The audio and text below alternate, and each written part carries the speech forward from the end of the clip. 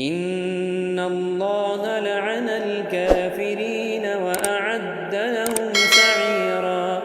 خالدين فيها أبدا لا يجدون وليا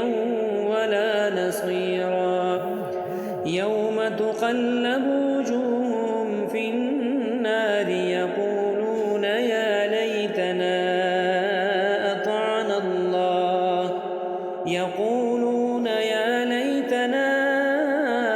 أطعنا الله وأطعنا الرسولا